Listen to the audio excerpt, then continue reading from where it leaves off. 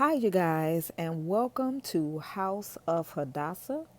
I am Hadassah, and before I get started, I invite you to subscribe to my channel by clicking the subscribe button and make sure that you hit the bell for all new video updates.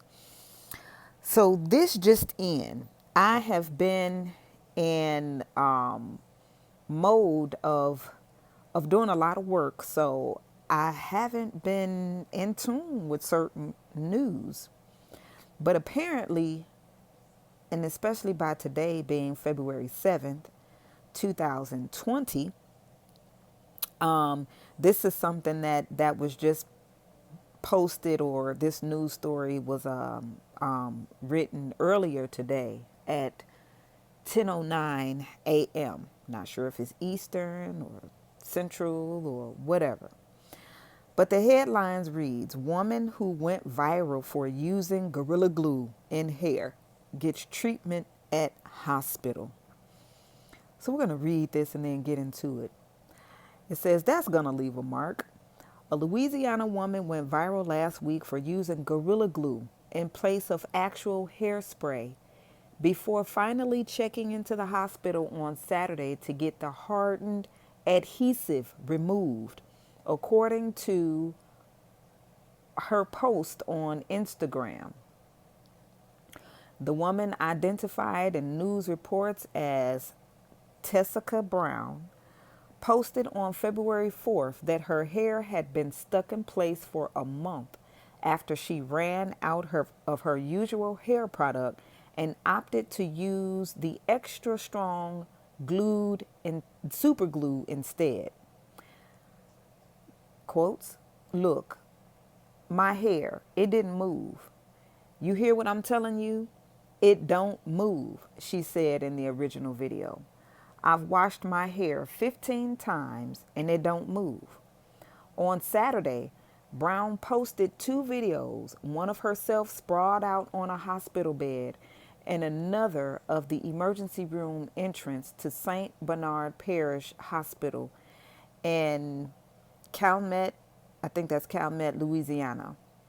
Her decision to seek medical treatment came after 3 days of crowdsourcing potential solutions, including from the maker of Gorilla Glue. The company told TMZ that Brown could use rubbing alcohol on her head, but warned that if it had actually been in place for a month, it was likely fractured at the root. Listen, y'all. Listen. Listen. First of all, I'm going to give a little bit of background about myself. Um, I was a licensed cosmetologist and certified natural hairstylist for over 20 years. Okay? So I have to speak to this. I have another video that is still pretty much circulating, and I'll put it in the description box below about weave and like mites and spiders and stuff like that can get in the hair and do some things. I had to speak to this. I just saw this. Like I said, I didn't know what was going on because I'm busy doing some other things, you know. But first of all, common sense. Like, please, let's use it. Because common sense says that you do not use super glue or gorilla glue or Elmer's glue or, that type of glue in your hair. Now, I'm pretty sure, like the thought process of her mind was, hey, there's hair glue, you know, the adhesive glue that you use on weave. Now, I'll tell you something about that. That's not necessarily healthy either. However, We've been using it for quite some time. I used it when I did hair, right? I'm retired. I don't do hair like that anymore. But when I did, that is the glue that you would use. It's a hair glue. And you use that glue for a time, and you do want to take breaks in even in between that with that glue because it can damage the hair as well. But any other glue you do not use on your hair trying to, slick it down, get your edges and all of that stuff. No, you just don't, right? Let's use common sense. Let's go back to common sense. You don't do that. I hope that this works out for her. I'm pretty sure they will have to cut her hair completely off. But I'm not sure how that's going to turn out. I really don't. I really don't because you're talking about, this particular glue and the damage that it may leave on for the scalp. This is so unfortunate. I really feel for her. I do. I do. But she's in that situation. She's in that predicament. I hope that they can help her. But for anyone else that sees this, just please do know it's YouTube is wonderful. It really is. But, there's a lot of people that get on YouTube and do videos. And, there's just a lot of misinformation out there. There's a lot of miseducation out there. And although it's like, yes, you want to save money and do certain things yourself. I mean, I'm a do-it-yourselfer, or at least I used to be back in the day, when I was younger. You don't have the money, so then you figure out how to do it yourself. You learn how to do it yourself, and then you do it yourself. But as you get older, more mature, and you get wiser, you understand that you pay professionals, right? You pay professionals. I graduated from beauty school, went and got my license by taking the state board test. you know, that education, that state board test that you get licensure for, it is because, according to the state, you you're you're really licensed by the state because number one, you're dealing with people, you're dealing with the public, okay, and not only that, you're dealing with things like chemicals, right? You're dealing with chemicals. You're dealing with humans, people, chemicals. And so the state just wants to make sure that you know what you're doing when you're dealing with people.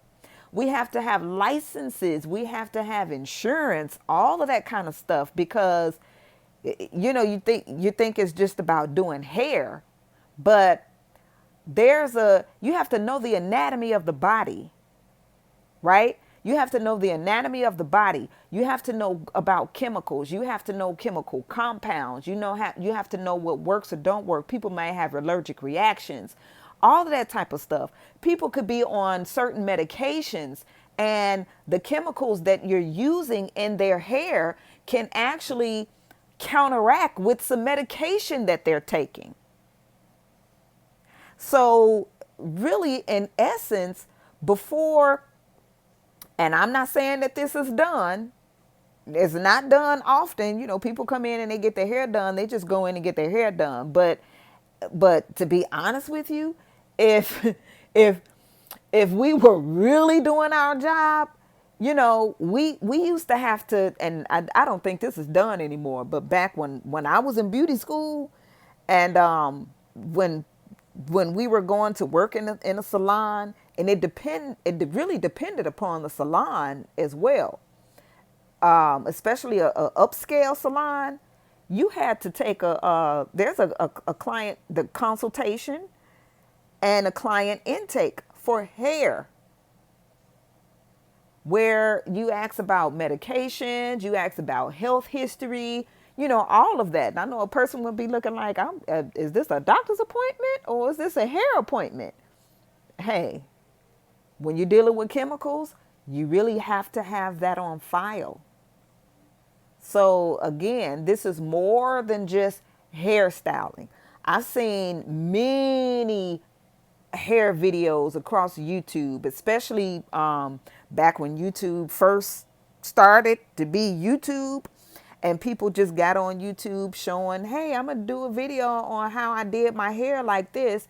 Okay, it was a wonderful style, but actually looking at the process, it was like, oh, you didn't shampoo your hair. Oh, you didn't condition it. Oh, you did. That's from a professional standpoint. And many people were reaching out to me back in the day, of the beginning of YouTube and YouTube videos with the natural hair movement and all of that about, hey, we want you to be this, like, natural hair celebrity on YouTube or whatever. And to be honest with you, I turned it down. Because I'm like, I'm looking at this community, and there's a lot of things that's been done that really shouldn't be done. But these people didn't know that I was a professional, a licensed professional. And then when I started talking about, and not just like throwing the license around or whatever, but just the education, like, well, first of all, after we do so many videos, maybe like 4, after that, there's nothing else to make. Because you're making videos for people who are not licensed, and it's not a lot that really goes into a person maintaining their hair at home. The rest would have to be done by a professional. And so, those are not things that you can really make videos for your average person. To be honest, to be real honest and 100, you can't. So that just goes back to, look, there are certain things that you can do, and there's certain things, that's why you pay professionals, so that you won't have a situation like this right here where somebody gorilla glue to slick their hair down. I mean, sweetheart could have used my jewelry.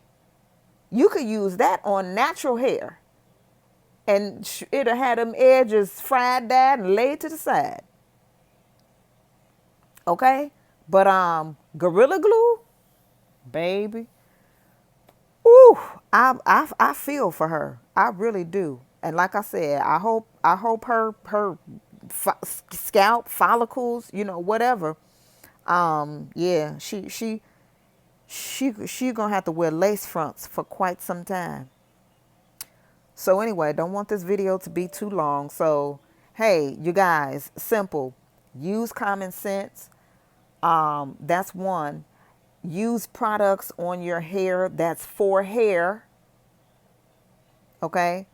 And after you do so much maintaining as a non-licensed person in maintaining your hair, seek a professional. There's nothing wrong with paying the money to get your hair done the way that it needs to be. Most of your professionals, because they want to make sure that your hair is nice and healthy, even when you're not seeing them, they educate you on your hair.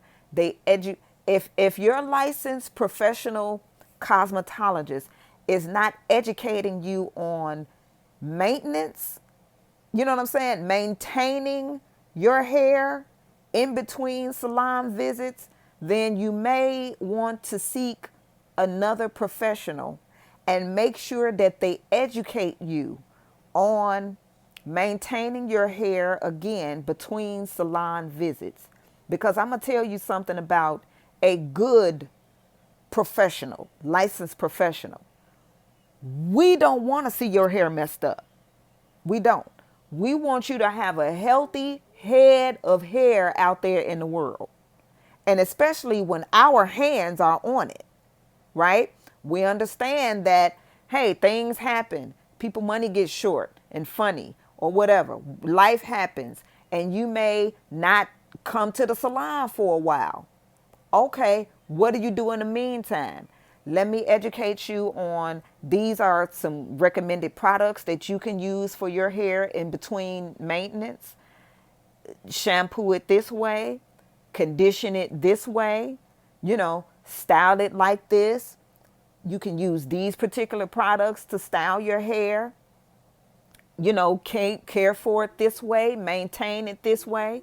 Because when you do come back to me, when you can come back to me, I don't want to have to fix a whole mess and try to perform a miracle because you was out there damaging your hair. That's what a for real professional will do. Okay? We will educate you so that it makes our life easier. All right. Now I'm retired. I don't even do hair no more, but I will tell you that much. Okay. Look for a professional that is going to educate you on maintaining your hair. If it's somebody that's not going to do that, again, then you may need to find another stylist. All right. Trust me when I said there are people, it's like, hey, I won't teach you nothing because I want you to come back to me. Well, I believe that a person will come back to you if you educate them on what they need to do. Okay, if I don't see you for a while, right? But I know you'll be back because it's like, you know what? Hey, it's people out here that don't educate people on how to maintain their hair and everything. And, I ran into some hard times or whatever, but I'm here now. I'm back. And thank you. Thank you for educating me on my hair. And that's it. Right? That's it. So, this is something else. All right, so you guys take care. Again, if you're new to this channel, feel free to subscribe by clicking that button, that subscribe button, and hit the bell for all new video updates. This is House of Tadassa, where we talk about many things over here, right? We talk about life in general. All right, so you guys take care. See you in the next video. Peace.